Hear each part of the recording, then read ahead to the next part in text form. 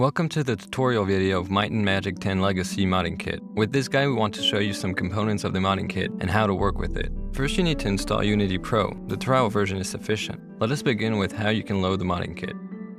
First you need to check that you have a current version of Might & Magic 10 installed.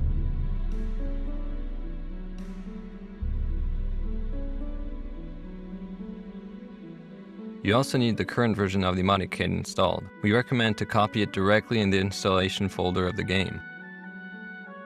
You can now launch Unity. First, open the modding kit Unity project. To do so, just double-click on Open Other.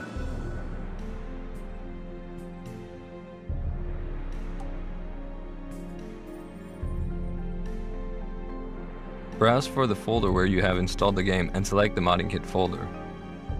The browser will then close. Unity takes a moment to check the project. After a short moment, the import of the modding kit assets will start. This process will last a few minutes. We are taking a little shortcut here, but you have to take a few minutes to import the modding kit assets.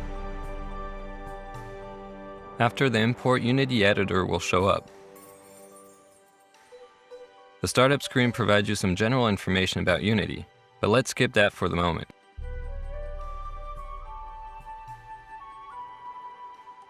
We will start by loading the mod sample level. For that, browse the Scenes folder. You'll find a dungeon folder with a modified version of the Spider Lair dungeon.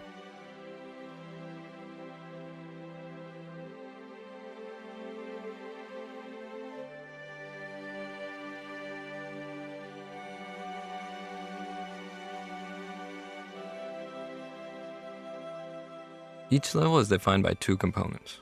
The first component is the level scene, which contains the third environment. The second file is the grid data, which contains the level logic. Open the level by double-clicking on the scene file.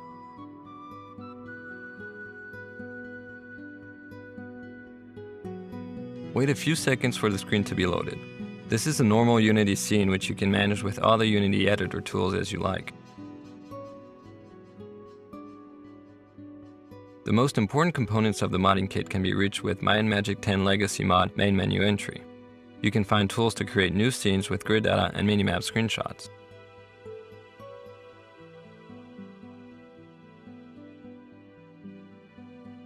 You can also reach the Level Editor tool tab. The last option is a checking tool for the current grid.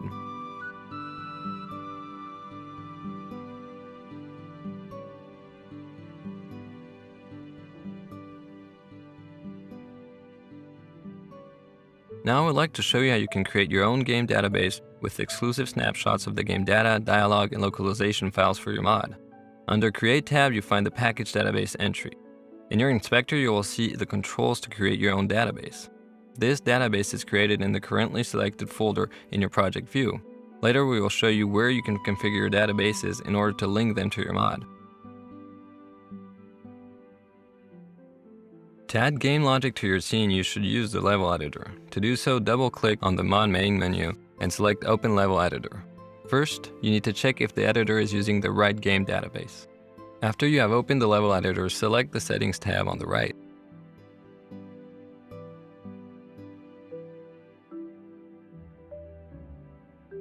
Click on Open to configure the path for the game data, then browse to your modding kit folder.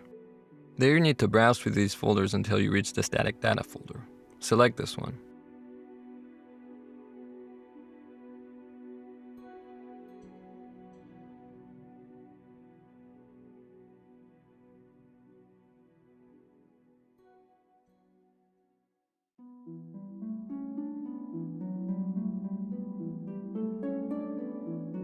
You can now start to explore the level editor and which elements are placed on the grid of the sample dungeon.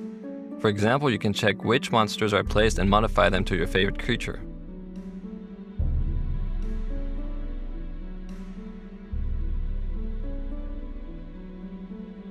Now let's take a look at the level editor and the grid. The grid has different layers depending on their purposes. These layers can be reached thanks to the different tabs in the level editor. The first tab is the Slot tab. Here you can place monsters and interactive objects on the grid. You can also add complex logic for riddles. We will come back to this tab later. The second tab will help you configure transitions between tiles. Here you can define for each tile in which direction players and monsters can move. Just click on the tile you want to modify and change the values in the level editor.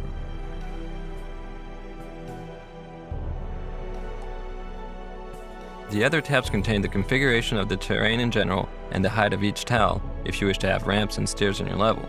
The last tab is the setting tabs where you can, for example, configure the color codes used for the grid overlay.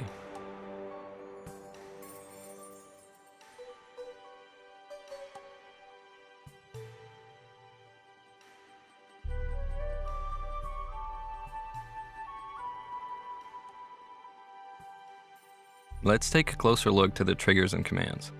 Triggers are components which react to things that are happening on the grid and are mostly triggered by the player. Triggers can be used for doors, monsters, containers, levers, and NPCs. Commands fill triggers with logic. Here's a cheat, for example.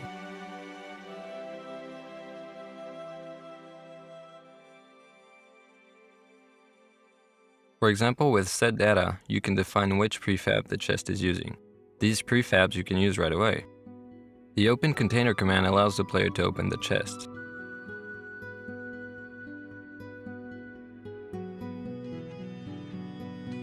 A command can have many different types.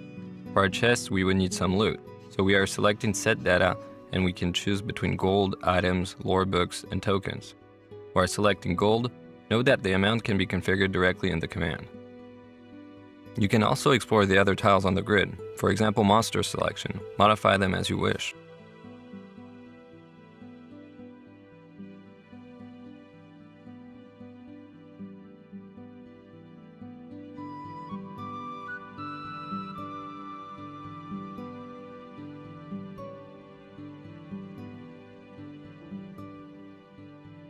Now let's take a look at the mod info element. The modding kit contains a sample mod info. To open it, browse into the mod sample folder to find the file.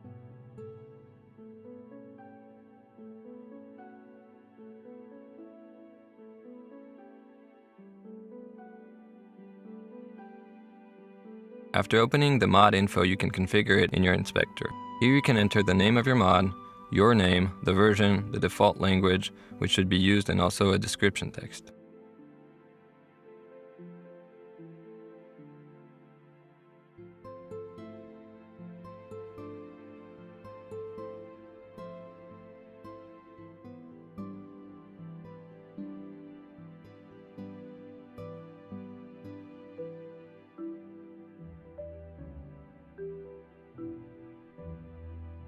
Here you can define which levels are part of your mod. Press Add and add as many level scene files as you want.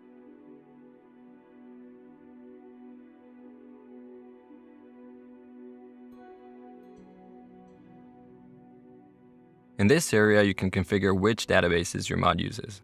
If the fields are left empty, the mod will use the files from the main game. You can also define the location to where your mod should be exported.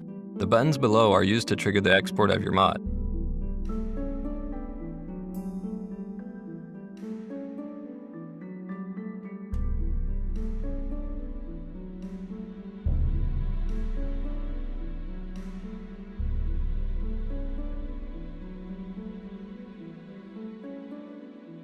In the Mod Config tab, you can configure many game settings.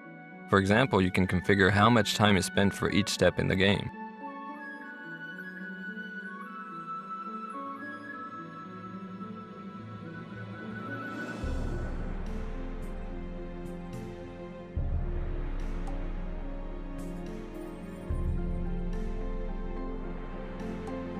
A very important value is the start map. Here you need to configure which level is loaded when your mod starts.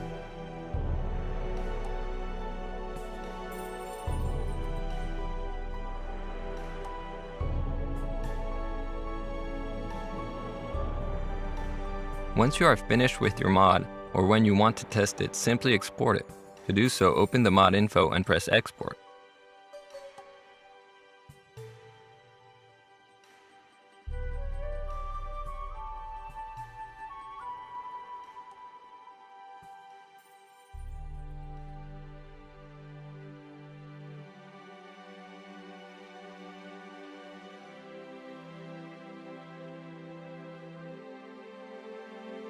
You can now take a look at your configured export location, and you will see your exported mod. The game needs all the files in this exported folder.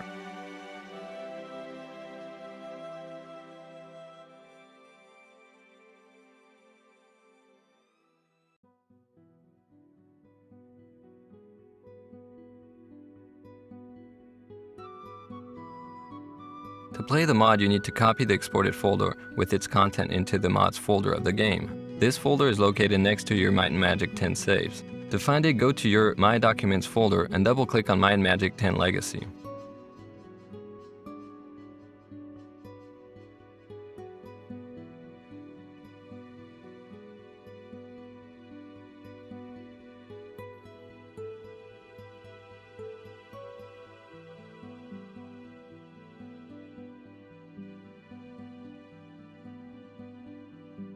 After the mod has been copied, you can start the game.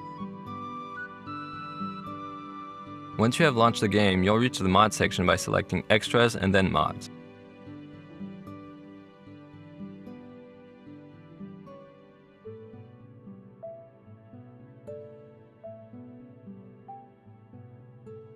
On this screen, you will see all the mods that are in your mods folder.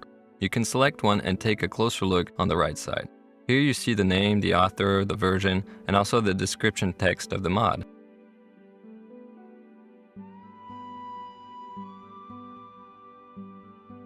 After you've pressed the load button, you will see a background image, if you have configured one, and a version number in the corner confirming that the mod is loaded. You can now go back to the main menu. Here you can start a new game with the mod or load a saved game which was created with the mod.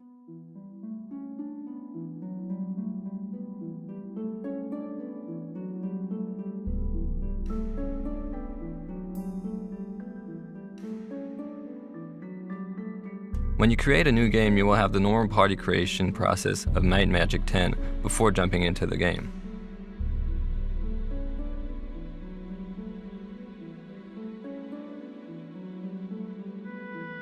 The mod follows the same rules than the main game, but with your created levels and databases.